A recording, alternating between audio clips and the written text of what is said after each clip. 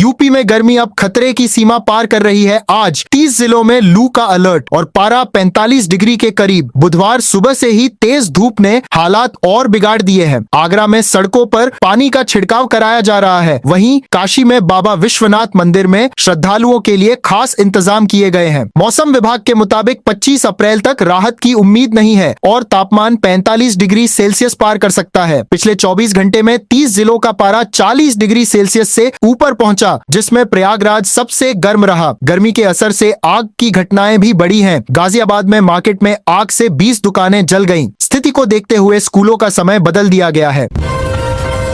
केदारनाथ धाम के कपाट खुलते ही शुरू हुआ आस्था का महापर्व। सुबह 8 बजे दर्शन शुरू। 4 धाम यात्रा के चौथे दिन परंपरा के अनुसार मंदिर के द्वार खोले गए। सबसे पहले पूर्व द्वार से मुख्य पुजारी और हक हकूक धारियों ने प्रवेश कर विधिवत पूजा अर्चना की। मुख्यमंत्री पुष्कर सिंह धामी ने धाम पहुंचकर प्रधानमंत्री के नाम की पहली पूजा कराई। पूजा के बाद मंदिर आम श्रद्धालुओं के लिए खोल दिया गया और दर्शन शुरू हो गए। साथ ही पिछले साल की भस्म को प्रसाद के रूप में बांटा गया। इस बार सुरक्षा और नियमों में सख्ती है। मंदिर परिसर के 50 से 60 मीटर के दायरे में मोबाइल ले जाना मना है। फोटो और वीडियो के लिए अलग स्थान तय किए गए हैं। आस्था और अनुशासन के साथ शुरू हुई केदारनाथ यात्रा। श्रद्धालुओं के लिए यह अनुभव अब और खास बनने जा रहा है।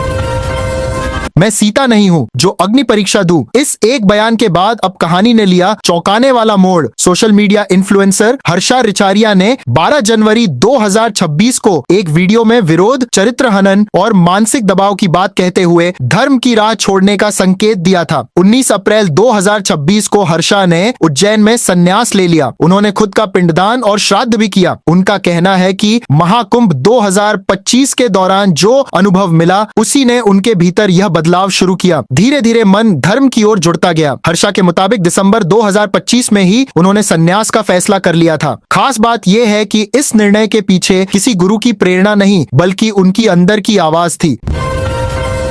पूर्वांचल एक्सप्रेसवे पर आज गूंजेगी फाइटर जेट्स की गरज। यूपी में पहली बार ऐसा नजारा। सुल्तानपुर के अरवल कीरी करवत गांव के पास बने एयर स्ट्रिप पर भारतीय वायुसेना का खास एयर शो आयोजित हो रहा है। इसके लिए सुखोई, मिराज, तेजस और जगुआर समेत 9 फाइटर जेट पहले ही पहुंच चुके हैं। आज 22 अप्रैल को दोपहर 2 बजे से शाम 5 बजे तक और फिर शाम 6 बजे से रात 9 बजे तक fighter jets take on off and landing का लाइव प्रदर्शन करेंगे। खास बात यह है कि पहली बार विमान पूर्व से पश्चिम दिशा में उड़ान भरेंगे। करीब 6 घंटे के इस एयर शो के लिए 5 किलोमीटर का इलाका सील किया गया है और 3 किलोमीटर लंबी एयर स्ट्रिप को वायुसेना की कड़ी निगरानी में रखा गया है।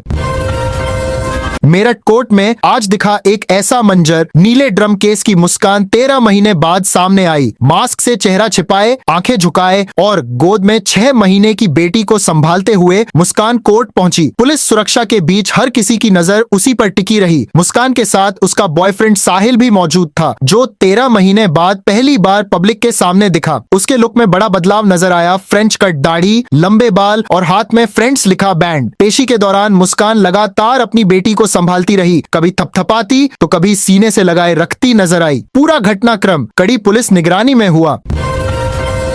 पहलगाम आतंकी हमले को आज पूरा 1 साल, लेकिन दर्द आज भी उतना ही ताजा है। 22 अप्रैल को हुए इस हमले में आतंकियों ने नाम और मजहब पूछकर 26 लोगों की हत्या कर दी थी। कानपुर के 30 साल के शुभम द्विवेदी को उनकी पत्नी के सामने गोली मारी गई। शादी को सिर्फ 2 महीने ही हुए थे। शुभम की पत्नी ऐशानिया कहती है कि न वो एनिवर्सरी मना पाई, न कोई त्योहार। हर दिन सिर्फ यादों के साथ गुजरता है। परिवार का कहना है कि जब तक आतंकवाद जड़ से खत्म नहीं होगा, तब तक उन्हें सुकून नहीं मिलेगा। ये हमला सिर्फ एक घटना नहीं, कई जिंदगियों की अधूरी कहानी बन गया। लखनऊ से आज हज यात्रियों का पहला जत्था रवाना। 427 हाजी पवित्र सफर पर निकल पड़े। सरोजनी नगर स्थित हज हाउस में सुबह से ही हलचल है। हज यात्री पहुंच रहे हैं और उनके परिजन भावुक होकर विदाई दे रहे हैं। आंखों में आंसू, लेकिन दिल में खुशी। बुधवार को मंत्री ओम प्रकाश राजभर और दानिश आजाद अंसारी हरी झंडी दिखाकर जत्थे को रवाना करेंगे। सरकार ने गर्मी को देखते हुए खास स्वास्थ्य इंतजाम किए हैं। मक्का मदीना तक मेडिकल टीम और पैरामेडिकल स्टाफ साथ रहेगा। हज यात्रियों के लिए हज सुविधा ऐप भी तैयार है, जिसमें SOS बटन के जरिए तुरंत मदद मिल सकेगी। यूपी हज कमेटी का डेलीगेशन पहले ही सऊदी अरब जाकर व्यवस्थाओं की जांच कर चुका है। बेहतर सुविधाओं और सुरक्षा के साथ इस बार हज यात्रा।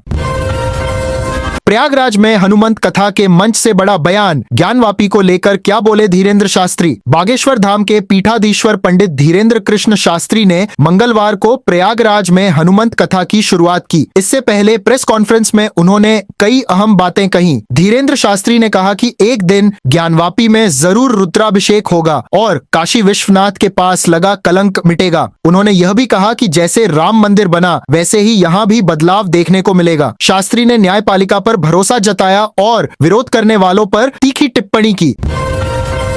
वाराणसी दौरे पर सीएम योगी समीक्षा बैठक से लेकर मंदिर दर्शन तक हर पल रहा खास। मंगलवार शाम सीएम योगी आदित्यनाथ हेलीकॉप्टर से पुलिस लाइन पहुंचे और सर्किट हाउस में प्रधानमंत्री नरेंद्र मोदी के संभावित दौरे को लेकर उच्च स्तरीय बैठक की। सीएम ने अधिकारियों को निर्देश दिए कि गंजारी में बन रहा अंतर्राष्ट्रीय क्रिकेट स्टेडियम जुलाई के पहले सप्ताह तक पूरा हो, साथ ही मणिकर्णिका घाट और दाल मंडी सड़क का काम समय पर खत्म किया जाए। इसके बाद उन्होंने काल भैरव और काशी विश्वनाथ मंदिर में दर्शन पूजन किया। मंदिर से बाहर निकलते वक्त सीएम की नजर माला बेचने वाली एक बच्ची पर पड़ी। उन्होंने उसे दुलार किया, हालचाल पूछा और पढ़ाई पर ध्यान देने की सलाह दी।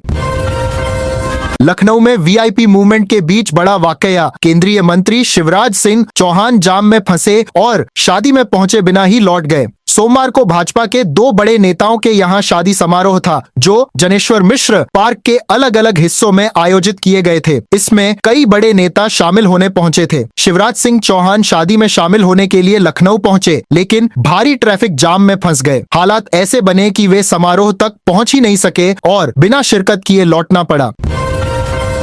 लखनऊ में सियासी विवाद ने लिया उग्र रूप। मेयर के घर के बाहर हंगामा और नेम प्लेट पर हमला। बुधवार सुबह सपा नेता गौरव चौधरी अपने समर्थकों के साथ मेयर सुषमा खरकवाल के आवास पहुंचे। यहां उन्होंने नेम प्लेट पर चप्पल मारी और कालिक पोत दी। प्रदर्शन के दौरान बैरियर हिलाए गए और नारेबाजी की गई। मेयर सुषमा खरकवाल ने इस घटना पर कड़ी प्रतिक्रिया देते हुए विपक्ष पर तीखा हमला बोला। दरअसल एक दिन पहले महिला आरक्षण मुद्दे पर जनाक्रोश रैली में मेयर ने राहुल गांधी और अखिलेश यादव पर टिप्पणी की थी, जिसके बाद सियासी माहौल गर्मा गया। लखनऊ के चौक में अचानक भड़की आग, घंटा घर के पास मचा हड़कंप। बुधवार सुबह करीब 9 बजे कूड़े के ढेर में आग लग गई, जिसके बाद पूरे इलाके में तेजी से धुआं फैल गया। स्थानीय लोगों ने तुरंत पुलिस और फायर ब्रिगेड को सूचना दी। मौके पर पहुंची फायर ब्रिगेड की टीम ने तुरंत मोर्चा संभाला। करीब 40 मिनट की मशक्कत के बाद आग पर पूरी तरह काबू पा लिया गया। इस दौरान दमकल की 2 गाड़ियों को लगाया गया। फिलहाल आग लगने की वजह साफ नहीं है, लेकिन शुरुआती आशंका है कि कूड़े में मौजूद ज्वलनशील सामग्री के कारण आग भड़की। लखनऊ में साइबर ठगी का बड़ा मामला। रिटायर्ड महिला डॉक्टर से 1,55,00,000 रुपए ठगे। हजरतगंज की रहने वाली 75 साल की रिटायर्ड डॉक्टर को फोन कर जालसाजों ने खुद को पुलिस और जांच एजेंसी का अधिकारी बताया। 11 अप्रैल की रात कॉल करने वाले ने कहा कि उनका आधार नंबर गैर कानूनी गतिविधियों में इस्तेमाल हुआ है। इसके बाद डर और गोपनीयता का दबाव बनाकर अलग अलग खातों में पैसे ट्रांसफर करवा लिए गए। कुल 1,55,00,000 रुपए की ठगी की गई। पुलिस ने मामला दर्ज कर जांच शुरू कर दी है और साइबर ठगों की तलाश जारी है। अनजान कॉल और दबाव में आकर कोई भी वित्तीय जानकारी साझा न करें।